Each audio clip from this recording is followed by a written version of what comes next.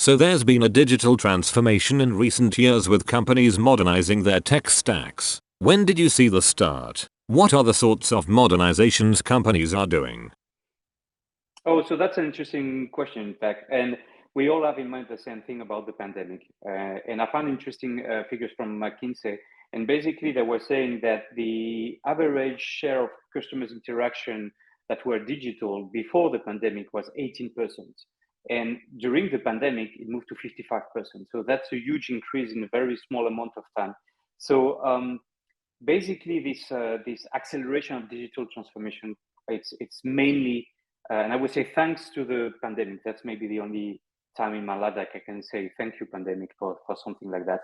But and to answer also the other part of your question, what sort of modernizations we have seen, I will talk about the 5 Rs because most of the industry knows about the 5 Rs. And to be honest, that's what we see also in this industry, talking with some customers, CTOs, and CIOs in different kind of companies.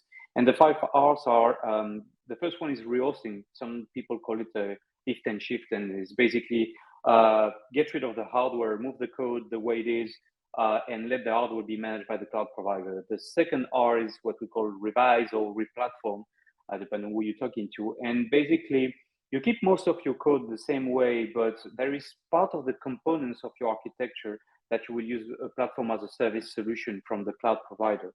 The next stage, I would say, will be refactoring, where in that case, it's more heavy in a sense that you mainly use the platform as a service. So you keep the focus on purely on the code, but you externalize a lot of the services. And the big bang one is the last one is rebuild, because basically you recreate your application in the cloud for the cloud, so you start from scratch. And there is a last one, I forgot because there's 5, but most of people don't talk about, but it's just replace. Sometimes there's some applications that you may not want to refactor or whatever, and you just go and search for a service from a cloud provider, from a SaaS company that can do the same. So so basically, that's how people are trying to modernize their stack. But the bigger you are as an organization, the more likely you will be in a situation where some applications you will prefer to go rehosting and lift and shift, others you will rebuild and so on. So you may have multiple kind of strategies at the same time. But what the long story short, basically, there is a huge transformation. It's accelerating a lot. And what I find out again from McKinsey is nowadays, most organizations, half of their business depend on some form of digital interactions with customers. So your business, half of it is based on 0 and 1s and IP addresses, basically. That's great. I mean, apart from the pandemic recently, which clearly affected things, is this digital transformation driven by the developer's innovation or customer demands, or do both fuel the other one? Do they form a cyclical relationship between demand and innovation which contributes to this? So that's the chicken and egg question, I guess. More seriously, what we've seen very often is this is driven by customers. It's more and more the customer journey that dictates the digital transformation strategy of most companies we're talking to. And those customers are, I mean, they're always connected, and they have huge expectations nowadays. And they have what I call the 360 degrees kind of expectations. It means that there's no boundaries between the way they interact with your application and what they expect from other applications. It could be, for instance, um, let's think about the Xbox, for instance, flat design when they introduce it, and then we have seen websites adopting flat design as well, and so on. So it's a fully digital experience they're expecting, and the more in their private life, for instance, they want speed, they want seamless experiences. That is driving their expectations in when they're using or consuming online or whatever. So that's why most of DevOps teams need to just adopt this new expectations from the customers. And in a recent study about, for instance, mobile site speed, the Deloitte company, they found out that 0.1 seconds, not 1 second, but 0.1 second improved in the improvements in the speed of the mobile website, means 9.2%, if I remember well, increase in the average order value. 0.1 second, almost 10% increase in the order value. That's huge. And also depending on the different industries, for instance, they've seen in retail, it was 8.4% increase in the conversion, as an example. And in their study, they showed that for different industries and so on. So it's really the customer basically that is driving the need, and we have to adapt to that. And they have this expectation of again, speed and so on. And that means for the DevOps teams that we need to create this culture of performance again, that put the customer first. And that means that also we need to adopt the technologies to deal with this need for speed or the scale, the new scale. Because again, if we get back to the previous question, 55% of the interactions now between organizations and customers are digital. So there's a problem of speed and scale and so on. And that's why we need to adopt the cloud and the new services in the cloud, change the tools we use internally, the frameworks, the languages we use and so on, just to meet those expectations. And microservices and containers, for instance, or serverless, they are, which are now the de facto technologies, are good examples. They add new levels of complexity that makes, for instance, the close cooperation between dev, sec, sorry, and ops more difficult and more important. That's great. It feels like if customers didn't demand more speed and more connectivity, then developers wouldn't need to adapt so quickly and wouldn't have a need to innovate, but they do. And I was just wondering, in what ways did the older tech stacks and monitoring fail to meet these ever-growing demands from the customers? Well, I mean, what we call legacy tools, and I don't like to use legacy because we still use them, right? We are in a hybrid world where there is all this new stack, but then there is, you still have an SAP somewhere, you still have a mainframe somewhere, depending on the company. Not everybody is fully a cloud native company, even if it's the way to go now. Those existing tools have been very useful to monitor the classic stacks that we have. And doing that every minute was fine, right? But as we have seen, now we don't talk about minutes. We don't even talk about seconds. We talk about milliseconds. We think about containers. We know they can live and die in milliseconds and so on. In fact, the end user at a speed that most of the tools will not even catch this information. So in the past, every minute was okay, right? Nowadays, there is too many new unknowns that we are dealing with, because we moved into these new technologies again, the microservices running on containers and so on. And once we move them in production and at scale, because it works fine on the laptop, but that's a different story when we move it at scale, we just found out that there's a lot of new unknowns. And this is how this new observability thing came into the market, right? And everybody was talking about observability and so on. And comparing that to the classic monitoring. My personal standpoint is it doesn't make sense to compare observability and monitoring. For me, it's just one and the other. It's not one versus the other. It's not monitoring is legacy and observability is the new thing that replaces it. Because if you think about it, observability is a noun, right? Your system is observable or is not. Basically, if it's observable, you have the right data. So there's no more unknowns, right? And what we usually call the right data is getting at least the logs, the messages, and traces to start with. Monitoring is a verb, is an action. So once the system is observable, right, you can monitor it, and that's the idea. But again, that's my personal standpoint, and we're just waiting for a clever analyst company to write on stone what observability really means. But to your question, the challenges about the classic way of monitoring and so on is, again, the scale, because the volume of data we have to deal with, most of the existing tools are not prepared to deal with the amount of containers and microservices we have. It's not one big monolith. Right now, it's a lot of microservices running on even functions that goes super fast. So the scale is important. Also, the way you instrument it is important because of scale, that has a huge impact in the resources you need to get an agent to collect this data and make the system observable. That's why, for instance, at Splunk, we invested a lot on open telemetry, and we are the main contributor in terms of code to the open source project, which is and by the way, to the audience, I think it's spend time looking at open telemetry because it's a great technology to collect those logs, metrics, and traces, and so on, and then choose whatever destination you want to use to then analyze this data. The other challenge with the older tools is the volume of data, and more particularly, as I said, but the cardinality. When we think about, for instance, a traditional IPM tool that developers are using and so on, most of the time we use an IPM just to find where the bottleneck is. Is my database the bottleneck, and so on.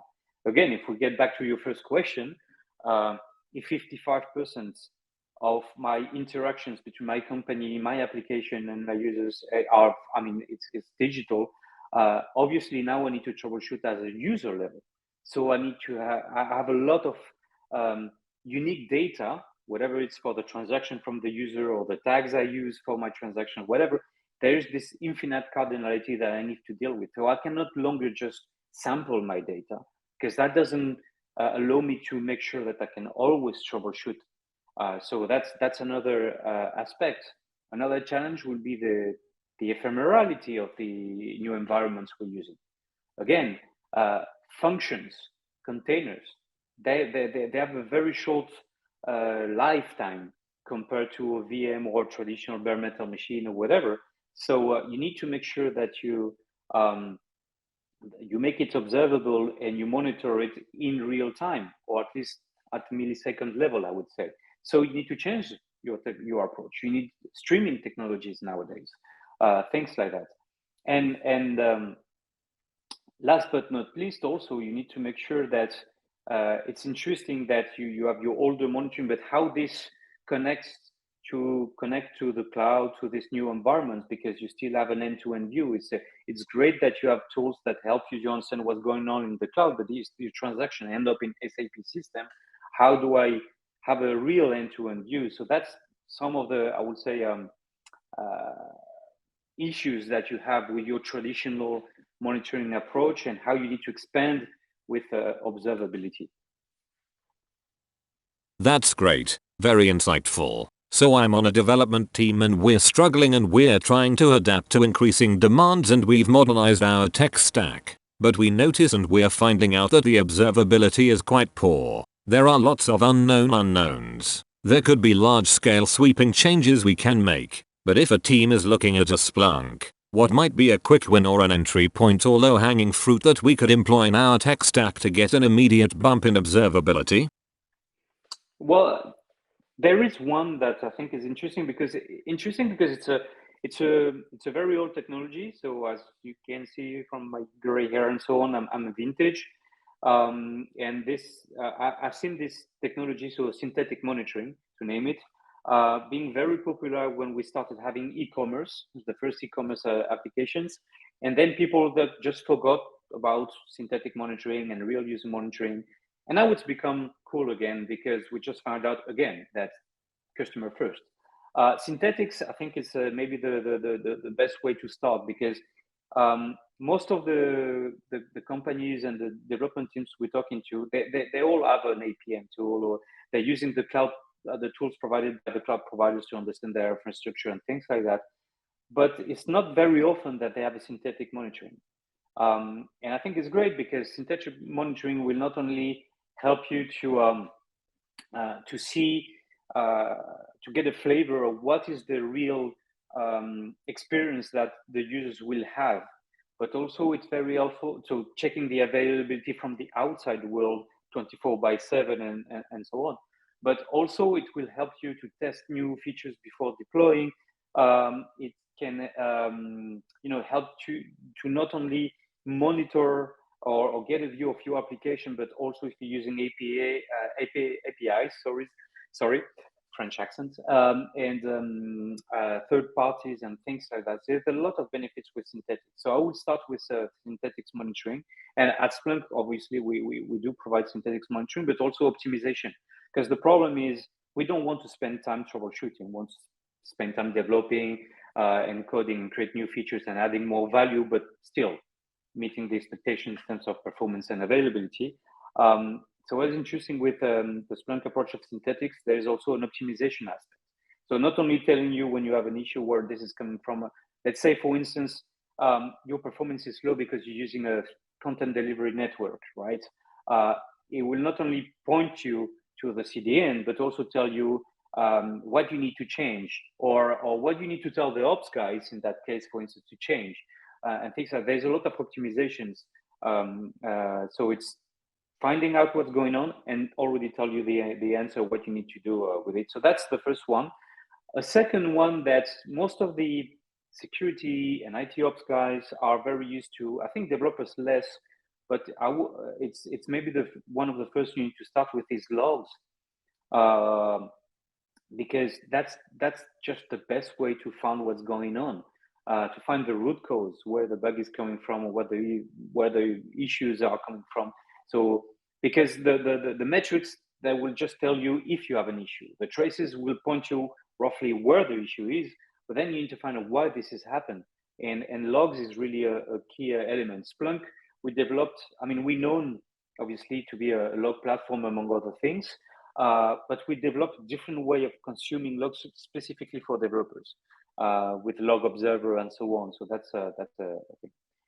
And the last one, that will be more for the management, right? Not, I mean, when you're managing a development team or you're like a senior member of the team and so on, and you really want to have a one step back and understand again the transaction, but in a really the end-to-end point of view. And when I say end-to-end is not only when somebody connect to the application, let's take an e-commerce example, put a product in the and pay and get out. It's not only that. End-to-end, it's this. So is my application running as expected? But then let's say I'm buying a mobile phone plan. It's then check if for instance, we can ship the SIM cards and then provide the status in my website, or check if the SIM cards can be connected to the antenna and activate the service and give them a view on that, and that's IoT. So it's just expanding this experience and provide this information, get all this into one dashboard, and also then why not provide this information to the end user to just differentiate yourself. So that's what we call IT service intelligence in Splunk. So, but again, if I just simplify, start with logs and look into synthetic monitoring, that's the two things I would start with. Perfect. That sounds great. You mentioned logs as a very obvious place to start, where development teams aren't going to be able to identify bugs because of poor logging. That's just one example that feels quite common and prominent. But what are the other more common downsides that development teams face when they have poor observability? A bit like not having logs to be able to fix bugs? Well, I mean, the problem is we talked about the unknowns. So most of the time you just don't even know. The worst case scenario is just losing customers to competition and you don't even know it, right? So that's the first one. But the usual suspect is you have a mean time to detect that is usually quite long, mean time to repair. Then we all end up into the same finger pointing exercise in the war room. And is it the code? Is it the infrastructure? And then I'm a former ops guy. So what we used to call in data centers the watermelon effect, which everybody's looking through that watermelon. It looks green until you open it and you look inside and it's red. So that's a common issues when your systems are not fully observable. And there is a side effect also on observability, and which is again getting the right data so you don't have these unknowns. Is the impact it has on your AIOps strategy, so artificial intelligence for IT operations. Because nowadays we all want to use these fancy algorithms that will make our lives easier to, for instance, find the root cause for you, so you don't spend too much time troubleshooting, getting rid of the noise and reducing the alert fatigue and all this kind of stuff, because now developers are, you can call a developer at 3 a.m. They're part of the incident escalation process, and nobody wants to do that. So we want to use AIOps, but keep in mind that those algorithms, those fancy engines, they need fuel. That's data. So the better you are at the observability, the better you will be at the AIOps. You don't waste a lot of energy in the troubleshooting things and so on. So that's I would say the kind of classic issue. So it's really important to pay attention to observe, make the systems and the applications observable, because it has a lot of side effects. I mentioned some. There's others also on your core web vital. Your company is probably investing a lot of money on search engines to be the first ones and so on.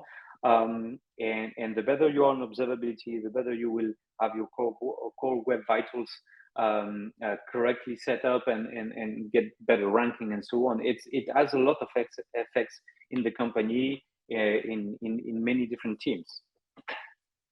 That's great. That's definitely on the downside. But you mentioned earlier about e-commerce, conversions, millisecond improvements can lead to more sales. These seem very tangible benefits, but what more subtle benefits have you seen that teams might experience through better observability? So to that, I will refer to a study that we have. It's called the State of Observability that we have been conducting for a couple of years now. It's available on our website, and it's more what the respondents said. Basically, some of the benefits are, for instance, obviously you have a better view on containers and orchestration that you have. That's a classic one. What's more interesting on development is that the observability practitioners, they're basically accelerate their root cause identification. That's another classic. But also they developed 60% more new products over the previous year, thanks to the use of the approach of observability, I would say, because obviously, again, more time on development and less time on troubleshooting. In the most recent version of the study, again, the observability practitioner said that they have 2.1 times more likely to detect problems on the internally developed applications in minutes. So it's not only that you can find it, but you detect the problems way faster compared to previous years, and that's interesting. And not directly related to the developers, but to the consequence to the overall organization, is that they reported that the average annual cost of downtime associated with those critical, business critical, internally developed applications is $2.5 million versus $23 million for people that have no observability strategy, I would say. So it's a huge impact to the company, because again, we all now depend on applications. So that's our core business. Again, referring to the question one, this 55% of interactions, it's all come to the same thing. We all depend on zero and ones again. Those are very impressive benefits. It's very clear that a lot of development teams are going to be reaching for solutions to improve their observability. So there's going to be competition in this space with increasing demand. But are there any specific ways Splunk is helping with assisting and improving development teams with their observability that other modern equivalent solutions might fall short? That's a tough question. Well, I mean, what is interesting about Splunk is we basically had an observability approach even before observability was used by the development community, in a sense. Because I mean, you know where observability is coming from, control theory and the engineering part and so on. The industry gets inspired by that, and we use in the DevOps community. But since many years, Splunk has been a data platform. Obviously, we started with logs, but that was a long time ago, and then we expanded in many different ways. But we, for many years, we'll be able to collect the metrics and the traces from existing tools within the organization and break those silos. What changed and what makes Splunk different, I would say, is that we quickly found out the limits of the existing APM tools or whatever that we were just connected to, and getting the traces into Splunk, and then correlating these traces with the metrics and the logs and so on.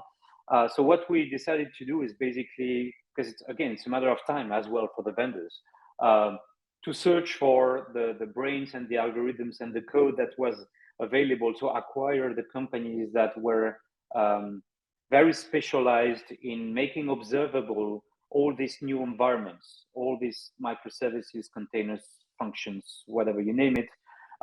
So we acquired companies like SignalFX, Rigor, Plumber, Flowmill, and companies like that to expand our portfolio, to make sure that these new unknowns become knowns for us and for our customers, at the right cadence and at the right scale, and in real time and so on. So now we all group that into one suite, which is called the observability suite, where you have an APM, a distributed tracing tool, really focusing on making microservices observable, having for instance, a network technology that is really focused on containers environment, because more and more of those containers are running in the cloud, and you're consuming a service, so you don't have access to the hardware anymore. So you're losing a lot of details and data that you need to troubleshoot the network, because the more you go on microservices, the more you're dependent on the network performance and availability, and need to understand it,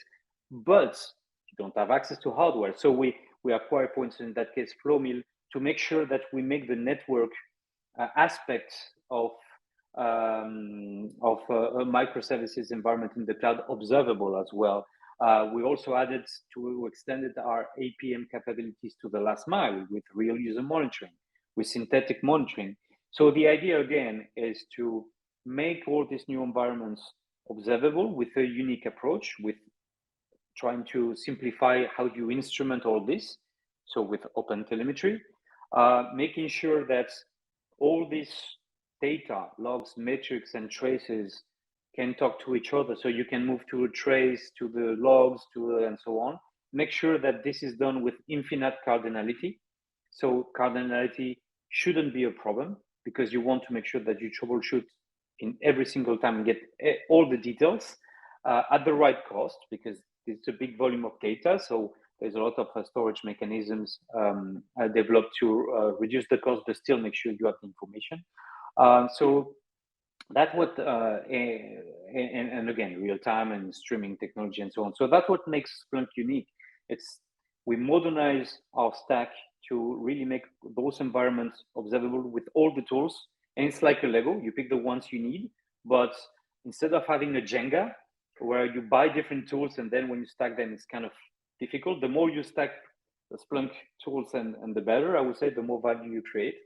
And that's what has been our strategy, and what makes a difference is make this new environments, cloud native environments observable, and still connect that to your existing on premises, because again, most companies are hybrid. So you still want to understand a transaction that starts in AWS and end up in SAP on a mainframe, and consuming APIs from third parties or whatever. And that's what I think makes Splunk a little bit maybe unique, because we started as a platform and we go deep into the details instead of starting with one use case and try to build a platform. So we went the other way around.